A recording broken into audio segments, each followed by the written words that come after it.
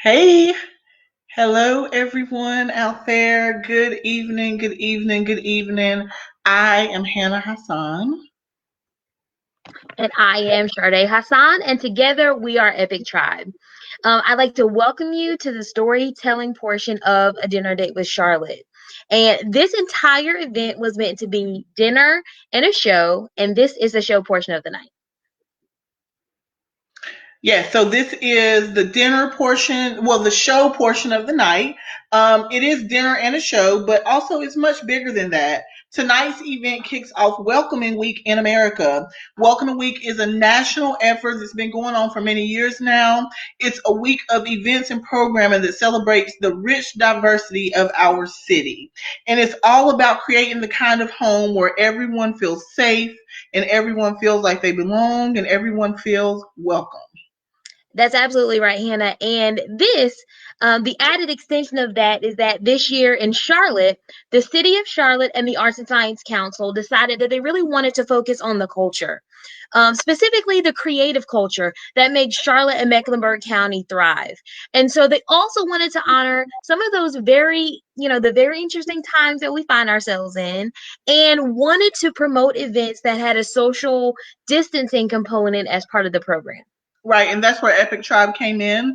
Those of you who have been rocking with us for a while, you know that Sade and I produce from idea to execution storytelling experiences that are socially conscious and that require all of us to consider the truth of our real human experiences through this unique style that we have created. But since the pandemic, we've had to embrace and sort of pivot and move all of our programming online. And while that's definitely been a challenge, it's also provided us with a unique opportunity to reach people that we wouldn't otherwise reach if we would have had the events in person. It really has. And so we want to welcome all of our new friends and family. We are so happy to have you here, wherever you might be joining us from in Charlotte and beyond. And so we're really excited to just be putting content into the world that reflects the goodness that we all want for our families and for our cities, especially right now. More than ever, we just have to be very responsible, courageous, and very, very strategic with how we're building each other up and how we share our stories. That's right, Sade. And we're just really excited to go ahead and like get into this tonight. If you're just joining us, welcome to the storytelling portion of A Dinner Date with Charlotte. And we want to ask that you stop for a moment and hit the share button if you're joining us from Facebook, because you are, because that's where this is.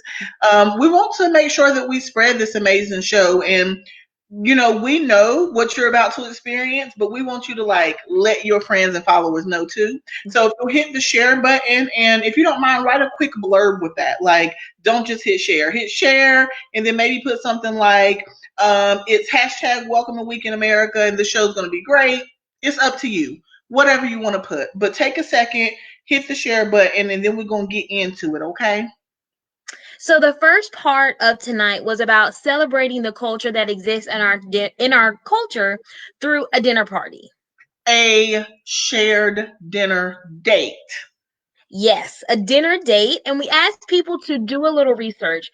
We wanted you to make an effort to understand the cultures that exist here in the city that are not your own. We specifically wanted you to think about our neighbors who have refugee and immigrant roots, and to build your dinner date around the concept of supporting those communities by supporting local grocers that are owned by members of that community, or buying from restaurants who have owners with those backgrounds. We ask you to buy food from those places, have dinner in your home, and then to use the guided conversation cards that were created by Epic Tribe. They were sent in the email if you registered via Eventbrite, but we also shared them on our social media pages.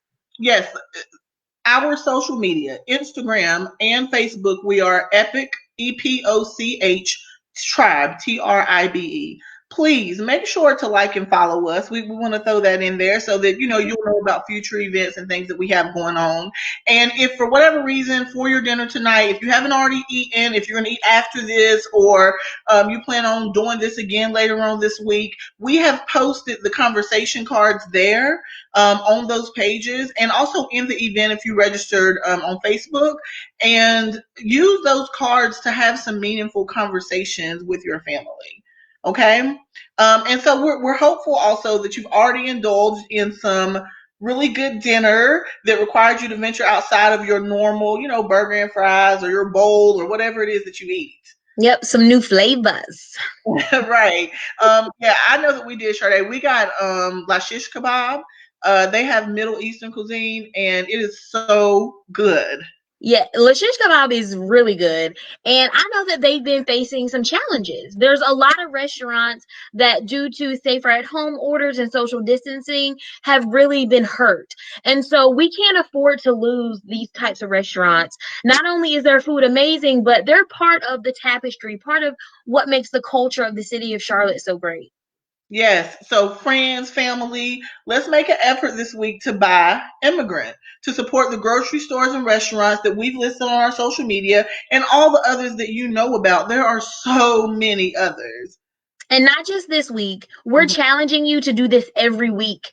Make a conscious effort to know where you're spending your dollars, what people and what communities you're elevating with your buying power. And that's a huge part of how we can continue to create welcoming communities.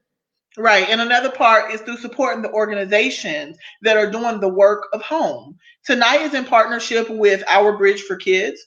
When we started thinking about this event, we knew that it felt unfair to host an event where we were asking people to host dinner parties in their homes when we know that a dinner party is a privilege, right? There are people right here in our community who don't have the luxury of home. Or even a hot meal, or even a meal at all. Right. And we understand that we have a responsibility to use our work and our art as not only an opportunity to educate and entertain, but to empower change. So while we knew that we couldn't change all of the hurt and pain that exists right here in our community just by this one event, we also knew that maybe we could use this as a chance to partner with an organization that's doing its part to create a home that feels welcome for all here in Charlotte.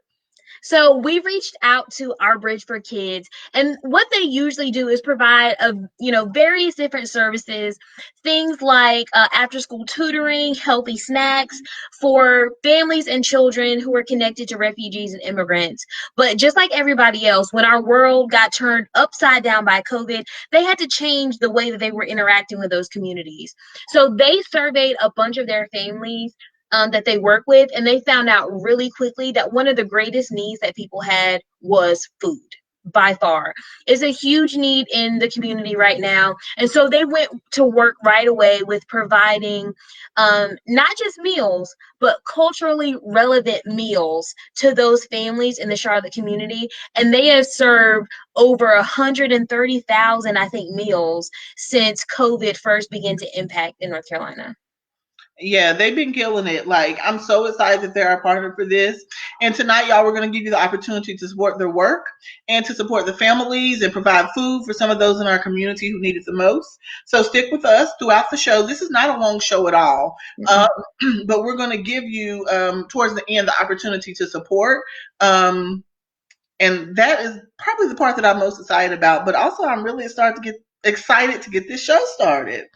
I am also. And so let's get it going. Tonight, you're going to experience stories about some really amazing people who have given to the Charlotte community and who have left a mark in a way that is truly special.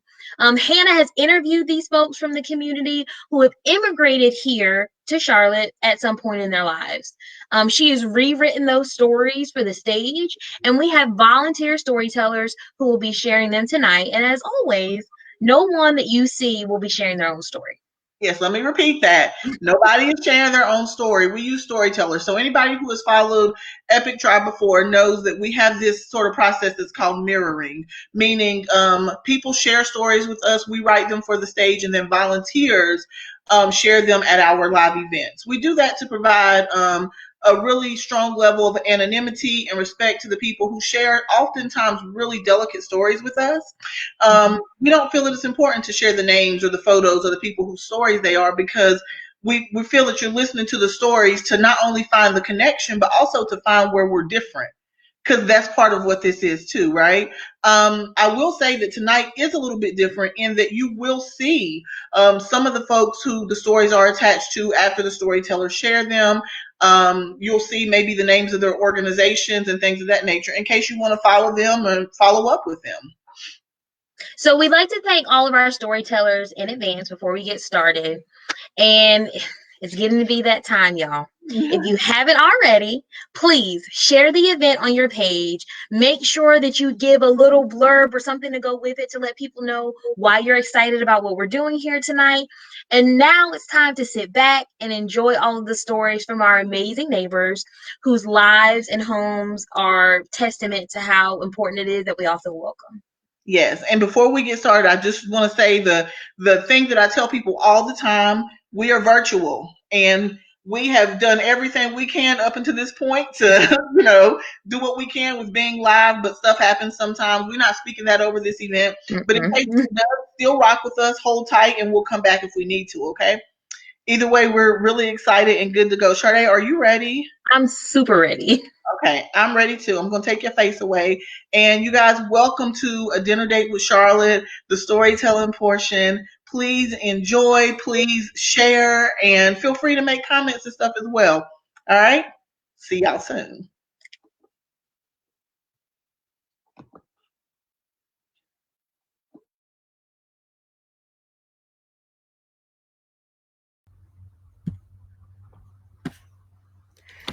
I was born and raised in a very small country in the south of South America, Uruguay. I grew up on the streets in a very humble neighborhood in Montevideo, the capital city.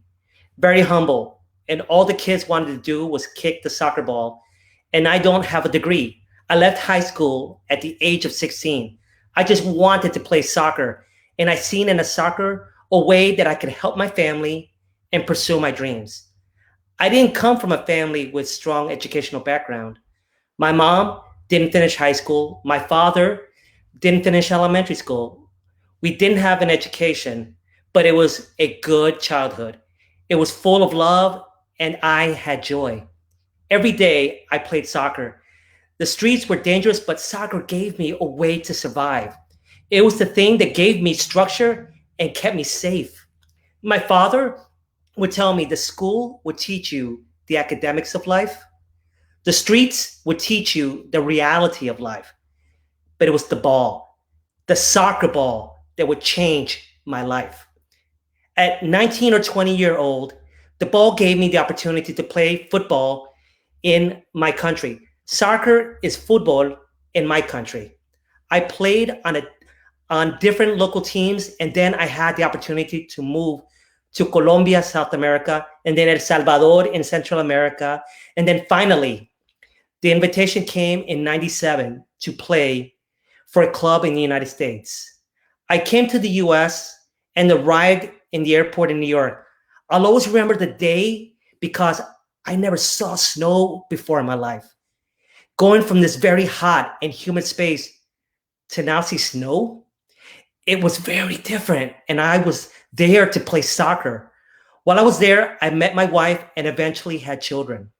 Next, the ball took me to my teaching career. In New York, in Queens, I started teaching, working with kids as a coach in a small soccer academy, while also working other jobs like transporting furniture. I did what I had to do to survive. But in the evening, when I went to the academy to teach the little ones, the ball gave me joy and a sense of fulfillment. The ball kept me busy. I worked in a major soccer club and my coaching career grew. The ball was no longer just about me. It transformed me into giving it to the next generation. I knew this was what I wanted to do. I wanted to teach the kids my culture, what I learned as a soccer player.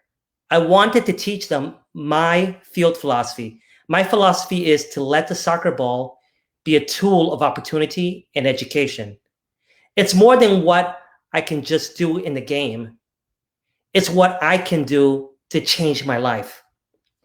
It was in 2005 when the ball took me to Charlotte to help a club here. I started working and running a soccer club. I was the director of coaching and I enjoyed it. But next, the ball surprised me with an opportunity of a lifetime. It interrupted my coaching experience here in Charlotte as an offer came to me to be a general manager for a professional soccer team in Central America. It was a tough decision, but a change that I could just not pass up. It gave me the experience of running a professional soccer club. I spent almost 4 years in that job, living 1 week in Charlotte, 1 week in Costa Rica. It was a great time. It was awesome.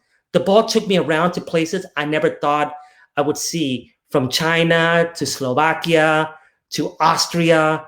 I would have never imagined when I was a little kid that the ball would take me that far around the world. And when I decided that the journey was over, I knew it was time to do something different. I wanted to do something more impactful than just coaching. I wanted to do something for the kids, what soccer had done for me. It took me out of the streets and put me into the space of a good, healthy life. I told my wife, I know this won't bring us money, but I want to use soccer ball as a way to create a charity organization. She agreed and helped me go toward my dream. I had a dream of creating a place to bring kids after school and feed them and provide them with reading comprehension and to do sports. I started with a box of balls, a couple of books, and visiting the kids at school, I would read to them and play soccer with them. As time progressed, the support came. So many people believed in helping use the ball as a form of opportunity. So the help came. I turned a warehouse into a facility. The kids come here after school. They read here, they play here, they eat here. For those who want to take their soccer to the next level, have an opportunity to participate in a soccer club that I also run. Soccer is, in this country, very expensive. It's like a country club. If you don't have money, you can't participate. So I'm trying to break those barriers. This gives the kids who are serious about soccer a chance to play and be seen by big scouts and coaches. So maybe the ball can take them all around the world one day, but the difference for them will be that they will be doing something so with education. They will have a foundation that I didn't have. Education. I always tell the kids, the most important thing you can have is education.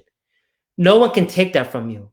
The ball might open doors, but what you know and what you learn will take you further than you can ever imagine.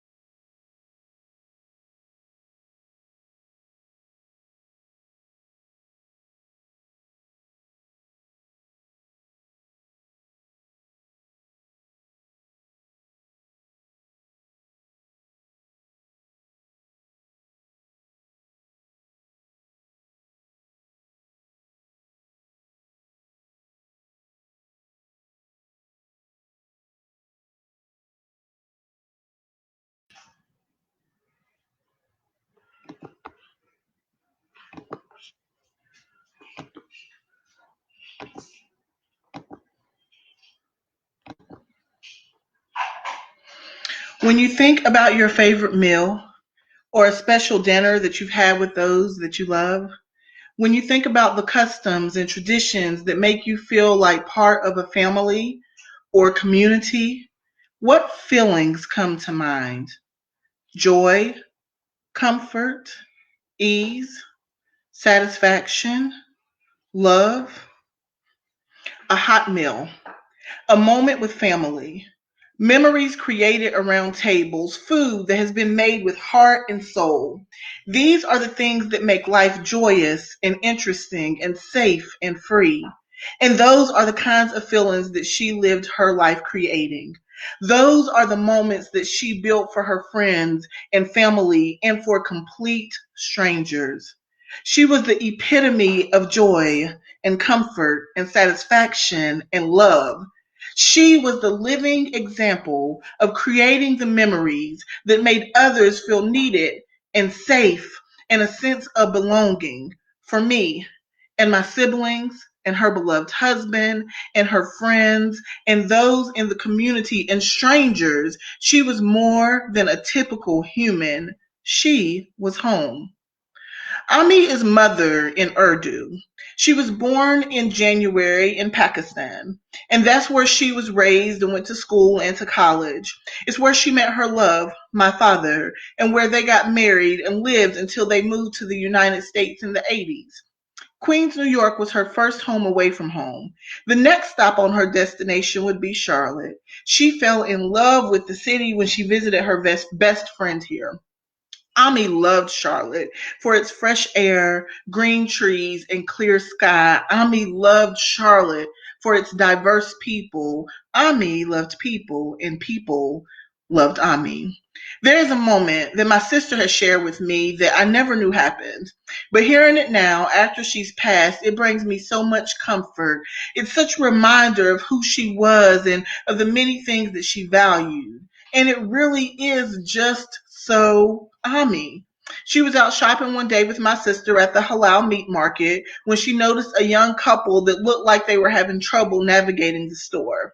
Maybe trying to figure out what to buy or something like that. It can get complicated when trying to understand traditional dishes and how to cook them. And she really was just the type of person to help people when she felt like they needed it. My sister basically told her to keep it moving. Ami, leave them alone. Don't get involved. But Ami goes straight up to them and introduces herself.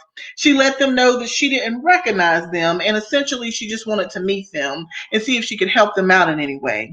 They confirmed that they had just moved here, and she immediately gave them her phone number. She invited them to her home for dinner, and she noticed that the woman looked similar in age to my sister, so she basically played like friendship matchmaker, and she immediately introduced the woman to my sister and said, "This is my daughter.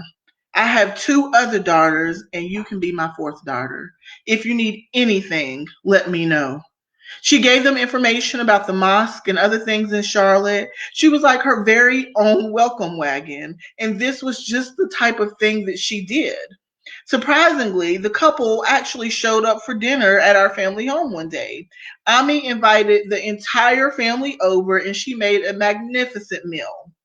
They became really good friends with my sister and her husband, and eventually their friends became friends, all because Ami saw that they needed a little help and maybe to feel welcome. All because Ami saw the importance of offering support to strangers. All because Ami never met a stranger. You see, if she saw someone who needed help, she would just jump in. If that meant giving her personal contact information or an introduction to her home, she was just going to do it. She would be the mother figure so much that the other person would call my mom, mom. They would call her Ami. And maybe their parents were back home in Pakistan or in India, and while she could never replace them, she stood in the gap. She created feelings of joy and of love and of safety without hesitation or expectation of receiving anything in return. And after her passing, so many people that I don't even know contacted me in tears. They said, "We feel like we lost our mother." I remember the last text that she sent me. I remember that last recipe that she sent me. They would say, "I remember that time that she made that meal for me and told me to pick it up so that I would have a hot meal to eat at work." She always made extra plates. She would offer it as love and support for other people. It was really just the way that she was special and genuine. She gave without intent to receive because she enjoyed giving. Her food was a source of peace and comfort. What a meal can do to someone, especially in an immigrant family, someone who was foreign in a vulnerable position, is huge. She wouldn't get into all of their issues or meddle in their personal business, but she would see that she could offer relief through food and by extending an invitation. And in the beginning stages of loss, it can be difficult to remember the stories. It can be a challenge to recall the special moments, the tender times, the experiences that made that person who they were to you, that made them important to the world, that made them important to me. and this loss is still palatable. Her goodness is impossible to forget. Her journey was one full of giving and leading and loving and then giving some more. She was an extraordinary human. Inshallah, God willing, as the days move along, the focus will be less on the void that her absence has created and more on the memories and moments that her presence enriched and elevated for her friends and her family and the community. Her legacy will be multifaceted. It will be different things for different people, and that's okay because she didn't solely belong to me or my siblings or my father. She was everybody's Ami. She will be remembered for cooking the most amazing meals that brought joy and togetherness. She will be remembered for making moments that made others feel valued and seen. She will be remembered for safety and shelter and security. She will be remembered for centering love.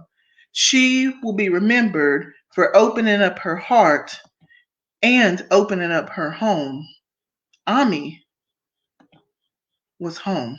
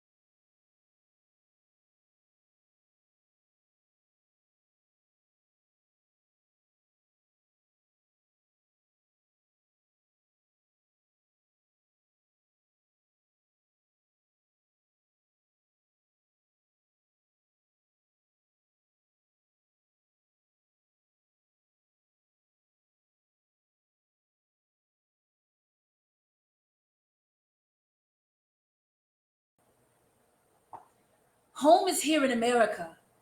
And home is definitely Ethiopia. I was there for the first 10 years of my life. I remember school, my friends and neighbors. I remember getting off the plane in the United States for the first time, and my 10-year-old self was in a new land where I would need to make new friends and get acclimated to new neighbors. I even remember coming to my new home, but I never forgot my old one. Our culture is very people-oriented. It's very community-oriented. You know, you're brought up with the group. You don't leave anyone behind. At home, with my family at least, no one ate alone. It's considered taboo, especially if someone is at the house. Now, if someone is at home with you, you make sure you call them down, you ask them, or even offer for them to eat with you. Because in our culture, we value family and community. It's everything. No one eats alone. I went back to Ethiopia in 2017. Before I did go back, I was reminiscing. I was thinking about the childhood I had there and how being able to receive a higher education after high school in America impacted my life. I thought about some of the kids that I grew up with who don't have those same opportunities, and a quality education is everything. That's true whether it's in the United States or in a developing country like Ethiopia. The systematic setback and block of people being held back holds true here, and it's magnified in Ethiopia, where the rich and the most privileged are able to advance while those who don't have any privilege aren't receiving those same opportunities. I saw it growing up, and as I prepared to make the trip back, I decided to not go back empty-handed. Now, one of the biggest things in Ethiopian culture is coffee. We wake up in the morning and we have coffee together. And if our mom wakes up early enough, she'll make us coffee and leave it for us. But in the afternoon, I mean every afternoon, we have lunch and eat and have coffee together. Coffee time is the time where everyone gathers around and gets a cup. And if we're having guests or having an event, we'll make sure that we have our traditional coffee ceremonies. It's where you get raw coffee beans. For 15 to 20 minutes, you roast them, you let it cool, and then you grind it. And we even have this entire setup with cups and saucers. And my mom does most of this. Yes, and she'll put the coffee into a clay pot and put it on the stove. And then she'll put something like an incense on top of the stove and smoke comes out. That's the part I don't like. I can do without the smoke. She always does too much. Oh my gosh. And so much so that the smoke detectors go off. And we're always going through the motions of fanning out the living room. Oh my God. Girl. Those days, man. But anyway, the ceremony lasts about 45 minutes. We make sure we have coffee on the side. And while we're waiting for the coffee to be done with the popcorn, we're talking and entertaining our guests. And the very first person to get coffee is always the oldest, and we just keep going down the road. Now, our cups are small and circular with many saucers. And when I went back to Ethiopia, my aunt actually got me my very own set. So now I make coffee on my own, and I drink from there.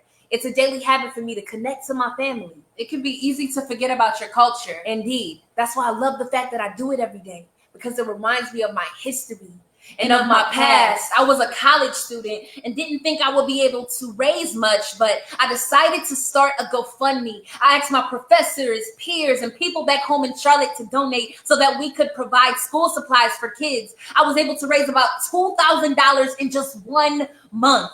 With that, I purchased school uniforms for 102 kids in Ethiopia, visited 2 schools, and we turned 2 classrooms from dirt to cement. And those kind of things make a huge difference. With just $2,000, we were able to do so much. So when I got back to the United States, I decided to continue what I had started. I had reached out to a friend of mine who is into shaping public policy and also is Ethiopian, to partner with me. And we turned this one-time project into a nonprofit organization. We always eat together. It's very common for us to eat out of one big plate. And most of our foods are finger foods, so there aren't a lot of utensils. We mainly just eat with our hands. There's even this tradition called gursha. It's where you feed someone else using your hands. You do this to show your appreciation for someone or how close you are to them, and even to make someone feel welcome. So for instance, if I had a neighbor, I would invite them over so they could eat, and I would feel comfortable feeding them, and they would know to open up and receive. It's very common, and this practice happens at many, many, many dinners. You know, actually, it's like something is wrong if people aren't feeding each other. But like I said, it's a common understanding that if I'm feeding you, I'm giving to you. Therefore, giving is a big part of our culture. And that's what our organization is. It's what it's growing to be. An opportunity to give back to the culture, to the community, to the people that have given us so much. There are no coincidences. The traditions that we hold dear, they teach us lessons. They teach us the importance of family, of community. Our coffee ceremonies, they remind us of the importance of our customs, of consistency, of showing up for each other day after day, of honoring our lineage and passing that goodness down from one person to the next. Our meals and dinners together are about more than just food. They are opportunities to remind us that we are not alone, that we exist as one people, that it's about building relationships upon trust and understanding. If you are willing to eat from my hand, then I can trust you as my neighbor. We feed and sustain one another. We have everything that we need to keep each other nourished, whole, and healthy. As we approach each day, doing all that we can to make this world something that we can all feel proud to occupy. We do so carrying our family, our friends, our past and our present, our history, and our homes with us. And we do it together because where we come from, no one eats alone.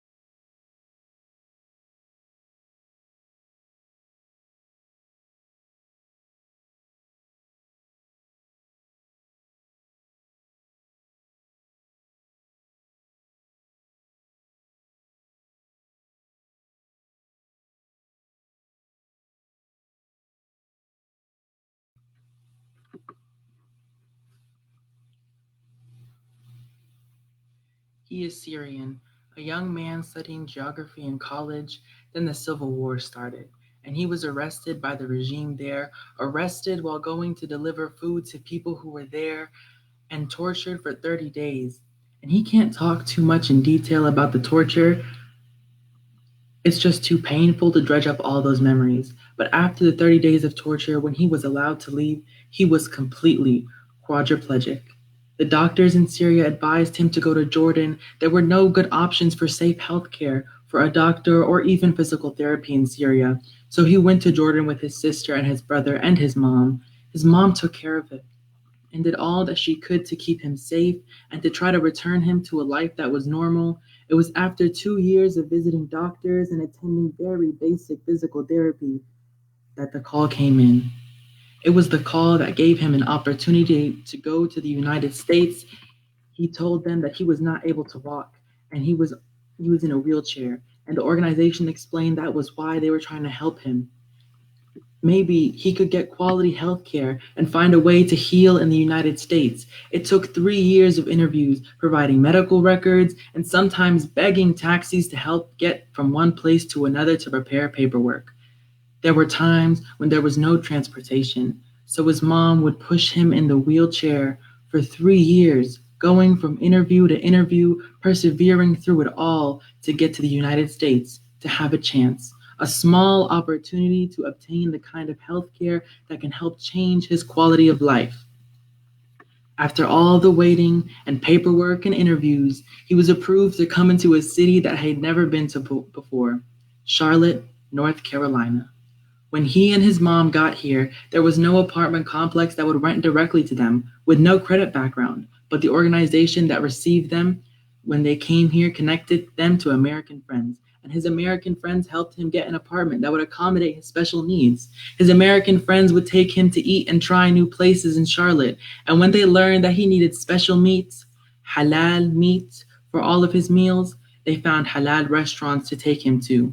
They were an important piece of helping him find safety and connection here. And when he came here, he spoke no English, but he wanted and needed to continue his education. So he started to learn English at CPCC. He went from being a geography student in Syria and chose to go for it and become a computer scientist in this study in the United States. He hadn't taken a math class in over 10 years. So while learning a brand new language, climbing himself to a brand new country with only his mom with him, desperately missing his ailing father, his brother, and his sister, who are all still in Syria, he tackled math and computer science, and he is now in calculus and has 2 more classes before he graduates and moves to UNC Charlotte. Oh, and his GPA, by the way, is a 4.0. He has dreams that include continuing physical therapy and getting his body stronger and continuing his education and becoming a computer scientist. He has always had dreams. Like most people, he had dreams for his life that didn't include torture or jail or having to make the difficult choice to leave from the only home that he had ever known, but his circumstances have not become him. His attitude is one of gratitude and humility. He has used his knowledge of the English language to help translate for other refugees as they have learned to navigate their new normal, as he himself navigates his own new normal. And he is doing so with determination, hard work, and a desire to change to be the change that he hopes for the world. He is creating a city, creating a world where we can all feel welcome.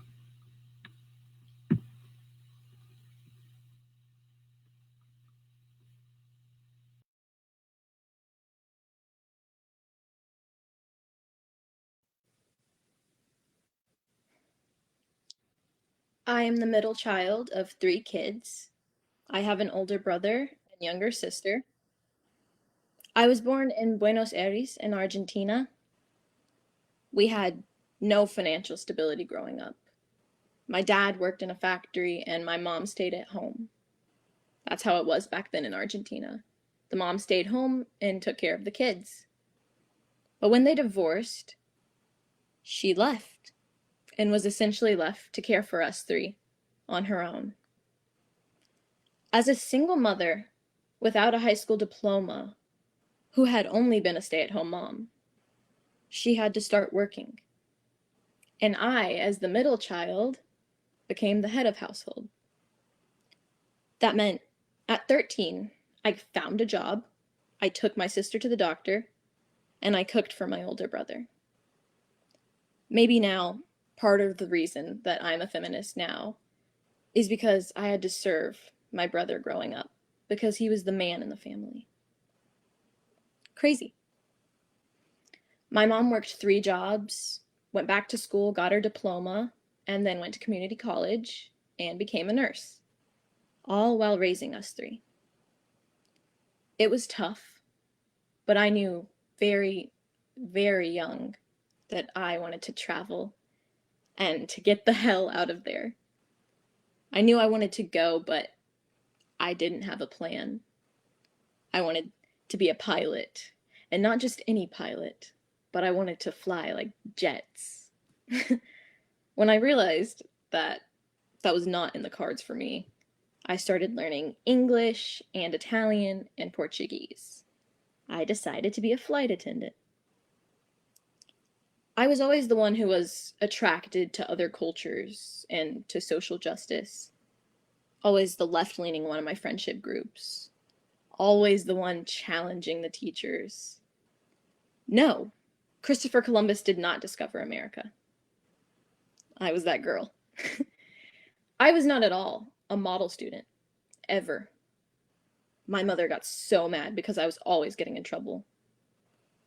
I've been fighting since I was 9. I would stand up to my brother's friends because they would bully him. I was the crazy girl. I got invited to not come back to a private school.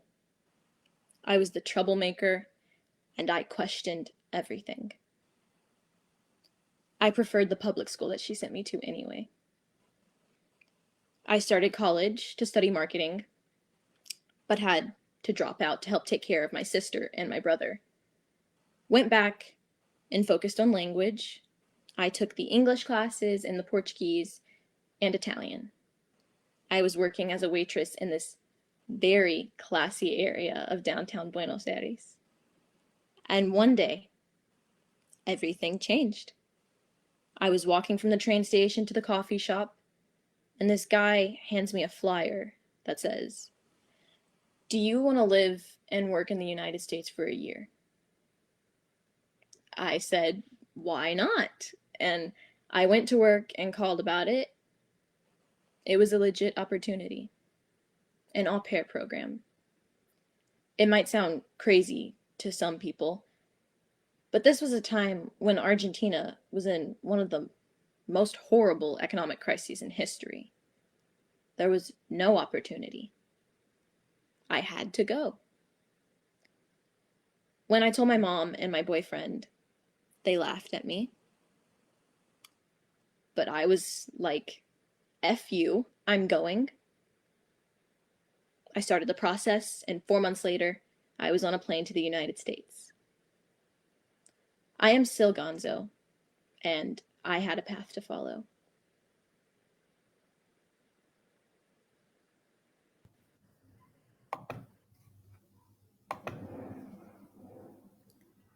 I am Sil Gonzo, and at 19 or 20, I found myself in the United States for training to be placed as an au pair.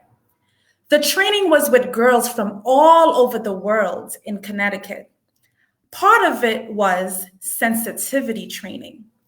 It was so funny because in Argentina, when we say hello, we give a kiss to anyone. And I remember meeting a Norwegian girl, and I greeted her with a kiss, and she freaked out. She was in shock.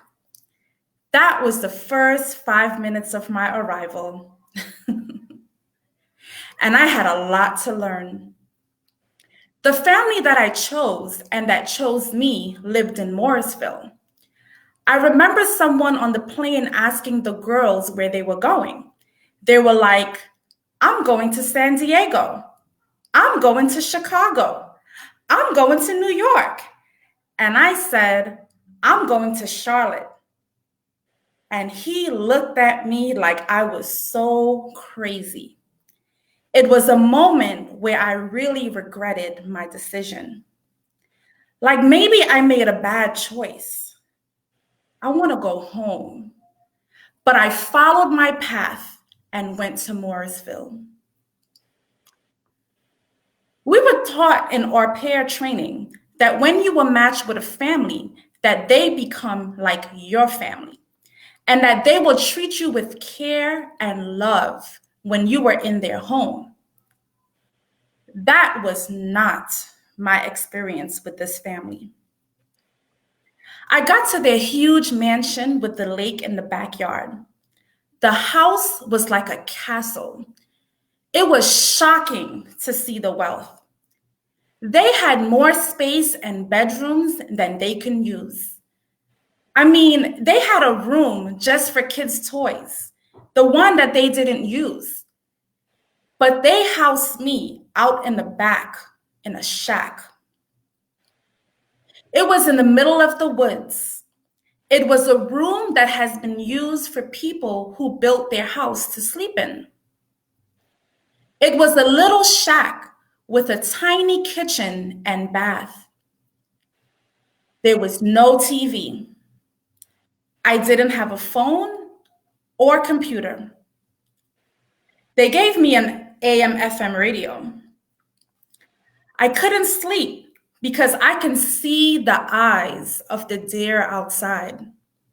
In Argentina, we had cats, not these squirrels and raccoons and deers. It was horrible. I was supposed to work 40 hours a week, but the mom wanted me there in the morning and when the kids woke up until late at night when they went to bed and on the weekends. And the pay,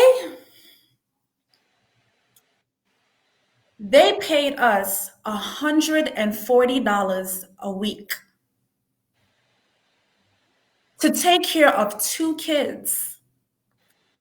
It's a genius way to save money. They sell it as an experience of a lifetime, and it is, but you never know what you're gonna get. It would bother the family if I spoke Spanish on the phone. I was yelled at for wearing my shoes in the home one time. It was too much. So I left the home and stayed with my friend who was an au pair in Charlotte for a little while until I was connected to a family that was really amazing. I met a beautiful man then. It was love at first sight. When I saw him, I knew. My next assignment was for a family in Georgia. I was there to help with a 16-year-old boy who knocked on my door in the middle of the night. And the family was extremely racist. They would tell me how all Hispanics are dirty or wetbacks.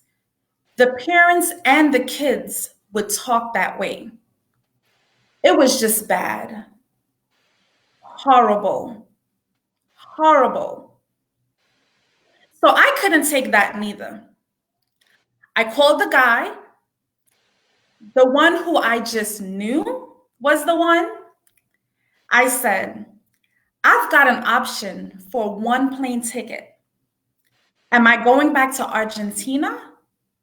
Am I going to New Zealand, which was next on my travel list? Or am I going back to Charlotte? And he said, you're coming to Charlotte. And that's how I ended up back in Charlotte, because I knew he was the one. While I never had the intention to live in the United States, I wanted to travel the world, but I fell in love.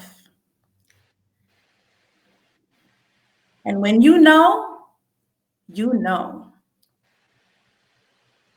I am still Gonzo, and I follow my heart.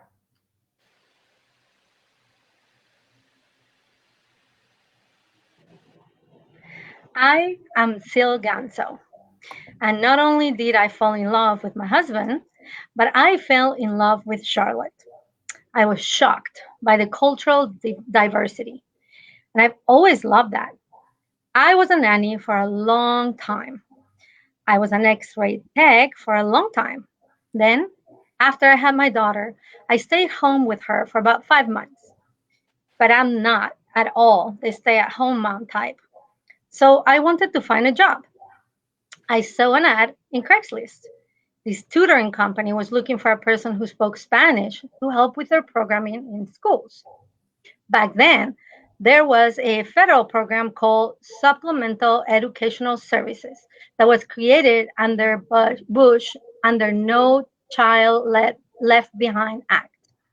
So tutoring companies should provide tutoring services to low-income families, and the government will reimburse the companies. So a tutoring company hired me to go into the schools and essentially tell the families about it, the services that they were providing for low-income kids. We were working with schools with very high numbers of refugee students. I met a lot of families from all around the world, and it was good for me. I loved it. I loved it. I didn't have to travel to learn about these different cultures. I was able to do it here, and I built really strong relationships with those families. I became a part of their families. I was invited to festivals and weddings, and with time, I developed trust to understand the struggle behind the colorful festivals and the food. I learned of things that were going on that I was appalled by. I excelled in my job, and I was promoted to director. But then the government reimbursement portion stopped, and they were stuck with providing this programming for poor kids, and they didn't like that. So they chose to close it. I was just too deep in at that point. I had relationships with the families and the schools. I couldn't just walk away. There were no other places like that for the kids and the families to get this kind of help and support. So I took it over. The owner told me that they would help me get it going. And then on the last day, they locked us out without any explanation or reason and took everything with them. It was bad. At that point, I worked with another woman, and she helped to reimagine what it would look like to start over. I figured out it would take to build a nonprofit. I had no idea of what I was doing, but we had a lot of help. We got pro bono law services, and Charlie Epstein with Re-Emprise Fund invested in us. And that's how Our Bridge was born. Over the years, I've had many moments that have personally impacted me. The moment when they got the key to space back was huge. It was our space that mattered. And every time when I run into a kid that is not a kid anymore, listening to the things that they remember has impacted them from their time at Our Bridge, everything is renewed. I'll be tired and thinking that I'm not doing enough and feeling all the feelings. And then I'll run into Magdalena and she'll say, "Do you remember the time that you didn't let me eat the entire banana?" And I'll remember that when we first started, that we have to ration out food to the after school students. We didn't have a lot of money for food, but we still had to welcome 75 kids every day and provide them with nutrition. But now we are able to provide quality food to our kids. We are able to make kids feel validated and seen in small ways and in huge ways. We've had so many kids that have come through here and that are now adults that have had moments that have shaped their lives in ways that remind me of how lucky I am to get to do this work in this way. Our Bridge isn't just a job for me, it's a reason. It's why I'm here. I want to build something that outlives me. I have taken chance after chance and risk after risk to live the type of life that can be impactful. I have left the things that were comfortable and familiar to me to go towards the things that are unknown and scary. But there are women who do that and more every day because we understand the importance of creating a home where everyone feels welcome. I am Sil Gonzo, and I learned to question things at a young age. I've been fighting since I was 9. I am Sil Gonzo, and I've always taken care of others. I understand the power of family. I follow my heart. I am Sil Ganso, and I build bridges of understanding and love. Our bridge is my reason. I am Sil Ganso, I and am I Sil- build bridges of understanding and love. Our bridge is my reason. Yo soy Sil Ganso y construyo puentes de entendimiento y de amor. Our bridge es mi razón. We We are are all I am Sil Gonzo. Sil Ganso. We are Sil Gonzo. Sil Ganso. This This is is our world. This is our bridge. our bridge.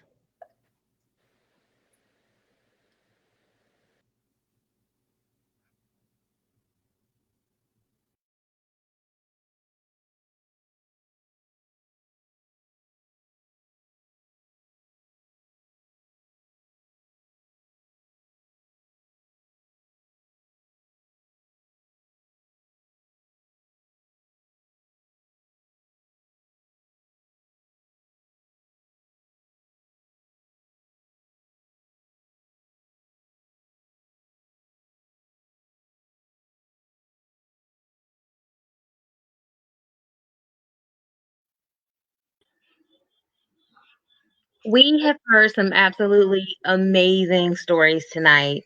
And the last one we just heard was the story of Sil Gonzo.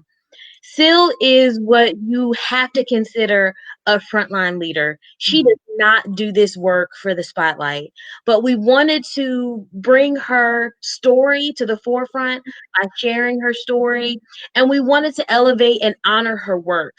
And we're asking you to help us to do that by giving contributions to the fundraiser that we've created for Our Bridge for Kids.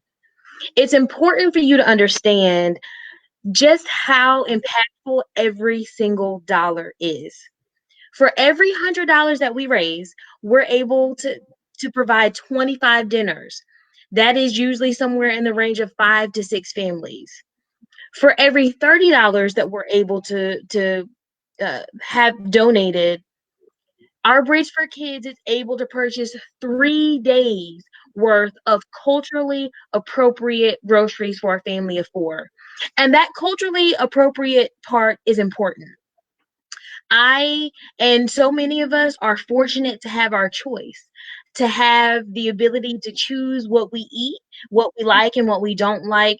And often we lose sight of that when we're thinking of our neighbors in need who have their own special cultural identities and needs around food.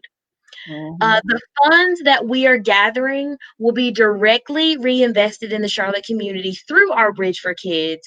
And again, they are working with immigrant owned grocers and restaurants to help feed those communities. So we're asking that you give freely, and that you give in the spirit of community and welcoming that this week is meant to celebrate. Yes. I mean, listen, so you've seen a few pictures. Let me shout out these are images that are taken outside of like some of the stores and places that Our Bridge shops. Again, that culturally relevant portion is a really, really, really big deal. So you'll see some images of some of the different places that they get food from. And shout out to Lisa Howell for sharing those with us. We have on our Facebook page, on the Epic Tribe Facebook page, we have a fundraiser. You know, the Facebook fundraisers that you see around. It's there. We just shared it. It's there at the top. I'm going to share it on my personal page, Hannah Hassan, and we want you to give. Like I heard somebody say at a fundraiser one time, "Don't give until it hurts. Give until it feels good." Like, I've never ever heard someone say that they gave something or gave of from a sincere place and then they lost in the end, right? Or that they regretted it. No one regrets helping share what they have to help fulfill the needs of others. Yes. So please, Sade has already pinned in the chat where you can go and donate. We will have this on our page all Welcoming Week. Again, this is the kickoff event for Welcoming Week, and Welcoming Week runs all through the end of the week to Saturday. So you will be seeing on our social media every day this week us reminding you to give, because it's not like it's an opportunity, right? Like when I saw I sent Syl a text the other night, and I said, first of all, Syl, don't respond to this because it's late, and you don't need to be working right now. This is me like telling her. I guarantee you that didn't work, but go ahead. Another woman who, like, you don't need to be working right now. Don't respond to this. However, please let me know about like how many meals that y'all have done so far and what like our contributions will do. And of course she responded right away because it's how we do. And she said, and I'll repeat it because Sade just shared it with y'all, with every $100 we can provide 25 dinners for 5 to 6 families. With $30 we can purchase 3 days worth of culturally appropriate groceries for a family of 4. Let me tell y'all something. I have spent $30 on just my meal for a DoorDash order. I'm not gonna lie. Like, and to think about the fact that $30 can a family of 4 groceries. I can spend $30 on gas station snacks on a road trip. Yes. That is a privilege. That is something that I am blessed to be able to do. Yeah. And to know that that same $30 could provide like core nutrition, like breakfast, lunch, and dinner for someone's very specific cultural needs for 3 days is absolutely it makes it much more attainable. So think about those dollars as you give them. Yes, I want you all to like $30. And me and Sade have had this conversation a lot since the quarantine about food and about food scarcity. And it's really easy to be in the space that you're in, and especially when that's one of the privilege to have food and to have dinner and breakfast and all those other things without having to make difficult decisions. But we really have to think about the fact that there are so many within our communities, and sometimes it's people that who are benefiting from people giving at this time. I saw on the news the other night our county commission losing because of the statistics. I don't know why they didn't know these numbers, but this ain't about that. But anyway, food insecurity in Mecklenburg County is at 20%. I don't know how many people live here, but I know 20% is a lot of people. Like, they were like, wow, what? Like, these are the numbers. And these people, like the Syl Gonzos and other people that you've heard about tonight, are the ones who are doing the work to undo those numbers.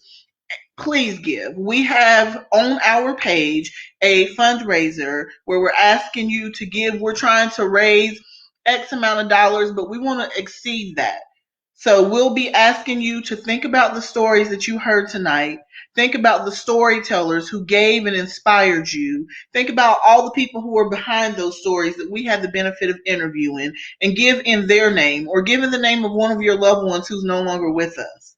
Like, whoever you got, whose name ever you got to give in, do that. And let's watch a small investment trickle down, because not only will this money help to provide food, they're going to be getting it from some of the very same grocery stores and restaurants that you shopped from tonight, who are owned by people from immigrant families and refugee families. And look at how that then creates a ripple effect in our communities.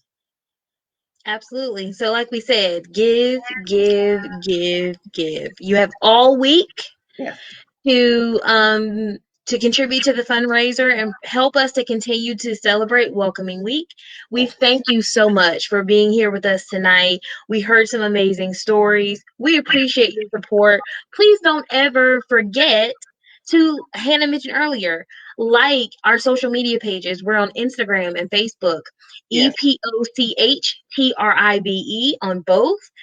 Make sure that you stay engaged with us so you can get more information about other programming and events that we'll continue to bring online and eventually in person as And we we'll start do to both, right? Like we're doing both, right? Yeah. I mean, I'm just saying, like, it ain't happening right now. We'll get back to it though. I miss faces. I miss y'all so much. Like I ain't even a hugger and I want to hug. Let me say this before we leave. I want to thank all the storytellers. These are not people who storytell often, many of them for a living. They are people, we wanted not only to share stories, but we wanted it to be from storytellers who come from the culturally appropriate background. And so we were able to do that with some of them and not with others. I did have storytellers who got sick tonight. So sending love to those. I wanted to specifically send love out to one of the women who I interviewed for a story, Mara. She is the owner of Why Not Pizza on East W.T. Harris Boulevard. Please go visit it. That's immigrant owned as well. Apparently they have pizza and amazing ice cream. Hey. Yes, and I wasn't able to get her story in the show. And then shout out to Queen City Nerve. Queen City Nerve is a publication that is based in Charlotte that does it was our media partner for this and does the work of really putting like the community stories out there and things of that nature. There is an article in Queen City Nerve that went live this week that's in the actual newspaper. You can pick that newspaper up all over Charlotte. I would suggest that you go on their website, that you register, and you get their stuff in your, inbox or delivered to your home. But it has other stories in it, short stories from other people from within our community that we interview. We out here doing this work of storytelling. We believe that the people who are doing the work in our community, it's important to know their stories, not just the names of their organizations, but the stories that they share with us as well. We thank you so much. Please don't forget to use hashtag welcoming week and hashtag dinner date CLT to share your food and pictures and things that you did tonight. We want to see it. Sade gave me the sign. It's like this behind the scenes sign that we created a long time ago. Is this, just so if y'all want to see it, that means we're done. It means we're done. Okay, but listen, I gotta say this. Hector said, "Why Not Pizza has the best New York style pizza in town." It tastes there. Say less. Oh, now we can keep talking. And he said, get some super tasty ice cream while you're there. Let me tell y'all, Mara, the woman who owns the restaurant, is dynamic. And she is Mexican and she's amazing. So anyway, we're going to go and eat the rest of our food and enjoy the rest of our night. Y'all have a beautiful night. Sade, you got any last moments? Thank you. We love you. Go to some of the other Welcoming Week events that are happening throughout the week for Charlotte. Love y'all. Talk to you soon. Peace. Bye.